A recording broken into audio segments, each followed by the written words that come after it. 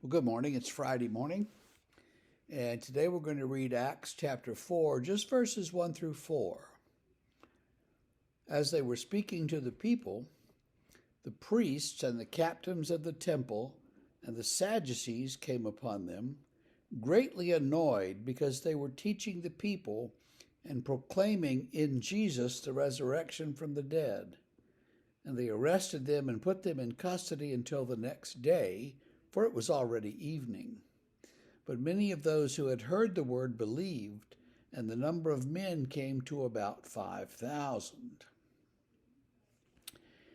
So I just want to read this little piece of it. This is Peter and John. They've been preaching that afternoon, and they're now arrested. It's evening. But why are they arrested? And let's think about this. I mean, obviously, because they proclaimed Jesus, and the leadership had already had him killed, a month or so before, and they're not going to put up with this continued focus on Jesus. But why not? And that's where we want to talk about ancient Jewish life a little bit, if you'll give me permission to do that. We think of the Jews as just this monolithic group of people, maybe we might think of them that way, but they're actually, they are as divided and as different in beliefs as we are today. We've heard of the Pharisees, of course. There are the Sadducees. There are the Essenes, who are kind of weirdos in the desert. There are the Zealots. They're the people of the land. Those are the 5 groups that I can think of off the top of my head, and they're very different from each other. So let's look at what they believe briefly. I mean, the Sadducees are sort of the Jerusalem establishment. Now, their name comes from the Hebrew word Sadok, which means holy, the holy ones. So they're the holy ones, and they live in Jerusalem. They're kind of like the old money Republicans. They've got money, they've got power, they've got prestige, and people stay back from them. Pharisees are a group of people who were sort of young lawyers. And where the Sadducees' focus was on the temple worship, the Pharisees' focus was on obeying the law no matter where you were.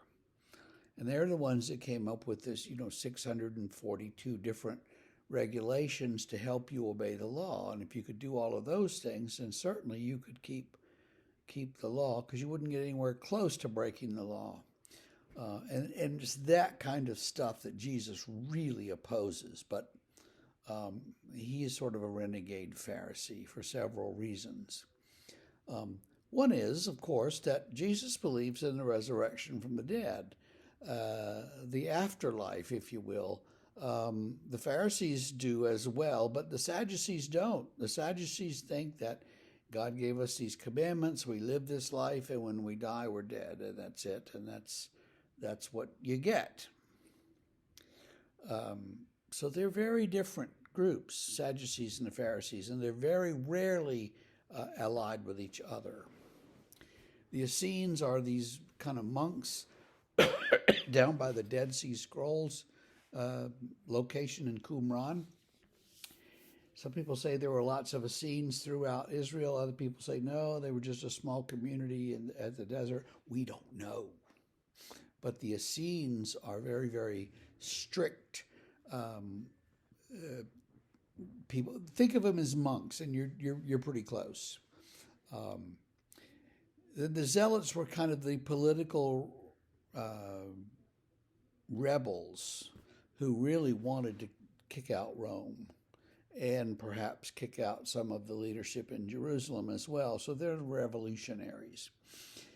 The people of the land are the poor people who live in the rural areas and have no power, no money, nothing. And they're typically ignored.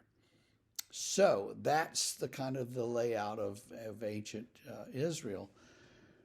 Then you have the Romans, and some of the Jews had, signed up to help the Romans, the tax collectors and some of those. So they're working for the Romans, so you have that group of people. And then you also have Gentile merchants and others who've come into to ancient Israel to live and work. So it's a very diverse society. Um, and while I'm at it, the typical spoken language was in the ancient world was this kind of bad Greek that the New Testament is written in. The people in Israel also would have spoken Aramaic, which is somewhat different from ancient Hebrew, and different enough that they had a hard time with ancient Hebrew, kind of like we would have a hard time with Old English or something. But we digress. So what does it say? The Sadducees and the temple, the police and the captain of the temple who had been working for them as the temple police officers, they came and arrested Peter and John, annoyed because they're proclaiming in Jesus the resurrection from the dead. They're telling people that they're going to rise from the dead and live again, and we know that's not true. So that's the rub. That's the issue there. So they arrest him. Many of those who heard the word already that afternoon believed, and so then their number was about 5,000. I don't think that means 5,000 people heard them and believed that day. Earlier it said the number of the ones who believed was about 3,500 or something. So I think that they've added more to their number. But still 5,000 believers in Jerusalem within a month or two, that's pretty good rate of evangelism and conversion. So I wanted to give you that little bit of, of background today. Tomorrow we'll look at what actually happens to them the next morning when they're brought to trial, and we'll see that they just simply will not compromise what they believe and know to be true in Jesus Christ. And that itself should be a lesson for us. I hope that you have a great Friday, and we will see you tomorrow.